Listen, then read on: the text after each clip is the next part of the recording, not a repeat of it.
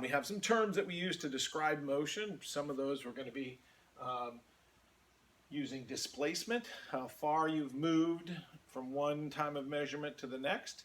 And that you just subtract your two positions from each other, x at final position minus x of initial. As a matter of fact, the change in any position is final minus initial, fi. And then we talked about if you know what the time was that it took to do that displacement, if it took 3 meters to go 2 seconds, okay, that's going to be 1.5 meters per second. And we call that velocity, especially when it's in a direction. Velocity of 1.5 meters per second due west is a proper velocity. If it doesn't have a direction, we call it speed.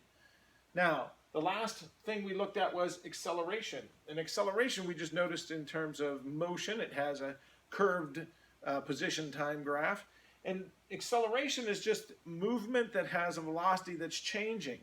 So the velocity may be in the first second 1 meter. And then if it goes another second, it's going to be 2 meters. That's now increased by 1 meter per second faster. And if in the third second it's going to be 3 meters in that next second, the acceleration is getting 1 meter per second faster every second. And so many times you're going to see the units of this is just going to be meters. Velocity is meters per second. And then acceleration is going to be meters per second every second, or meters per second squared. These equations that you were using on Friday to get used to velocity and acceleration are very common. You just say the change in velocity over time or change in position over time, and you can get either the velocity or acceleration. But there will be times when several of those variables that are involved in these reactions and these motions may be given in a problem, and it's difficult to determine how you're going to do the problem itself. So if we remember what are our 4 variables of motion, hopefully we can remember that there's position, velocity, acceleration, and time.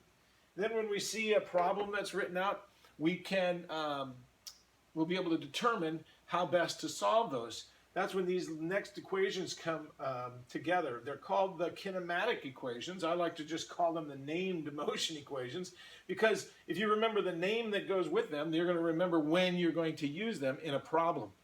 In a problem, we're going to see here in a minute, you're going to look for all of the information inside of that problem, and you're going to say, everything in there is you know, I've got my velocity, acceleration, and time, and what might be missing is what's going to help you to determine which of these formulas to use.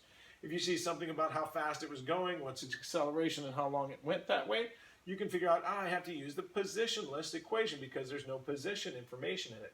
Now, if you look closely, these are going to be very similar to these, just rearranged a little bit. If you see that the acceleration, for instance, if I divide both sides by time, this is change in velocity, and if I divide both sides by time, you'll get acceleration is velocity over time. What's nice is that we're putting these in a formula where you are getting the individual information in a problem. You say, I'm going to use the positionless information, and it's going to be able to plug those numbers in and solve for the one that's missing. Okay?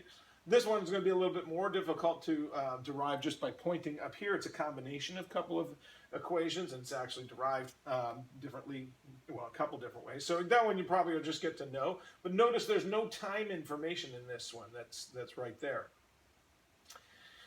This last one, you might notice this is the difference in x. Here's your average velocity, final minus initial. That's what that stands for.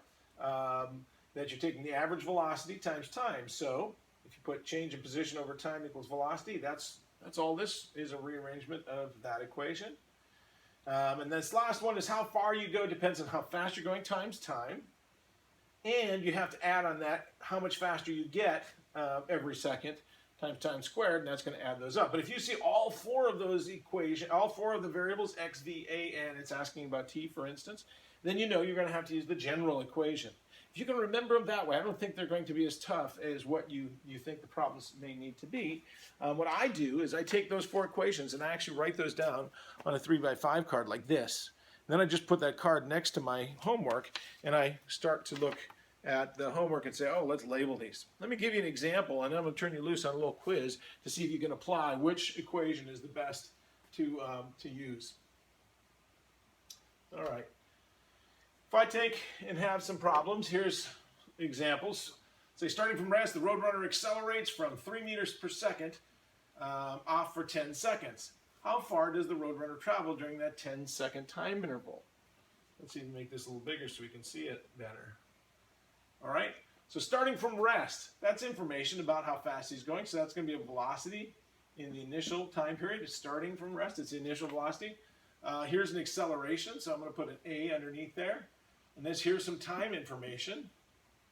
Okay, how far does the roadrunner travel during the 10-second time interval? That's a position information. That's the change in position. So if I look of my variables x VAT or x that, which one's missing? None of them. So in this case, I would use the general equation. I don't have it necessarily memorized. I'd look on this, and I might write something like, delta x, actually the way that's written in the notes, is x final minus x initial equals v initial t plus 1/2 acceleration times time.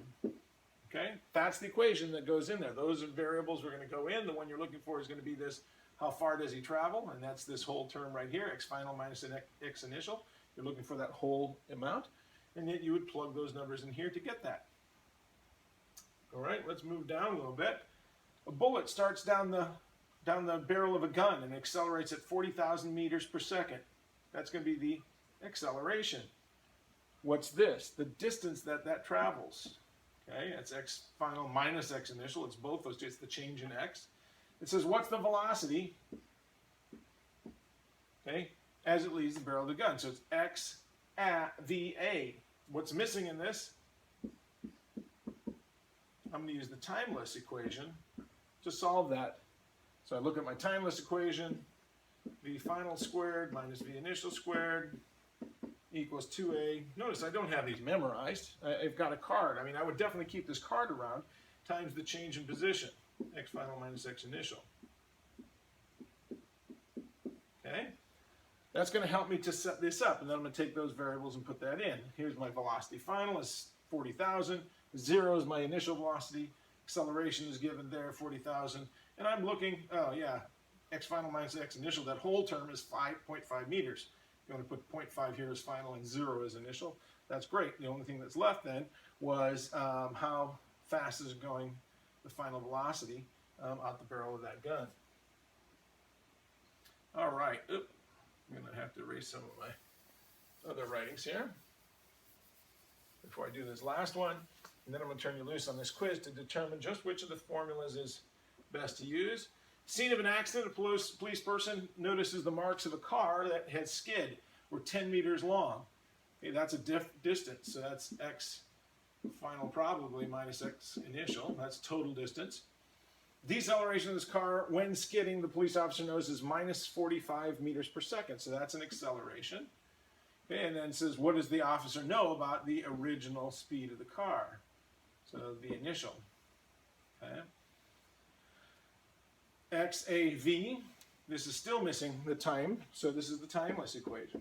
So that should give you an idea of how you set up in these equations, but I'm going to let you try the quiz to say which of those 4 equations is going to be the positionless, timeless, accelerationless, or is it general? Does it give you all the information and use that equation? Okay, give that a try.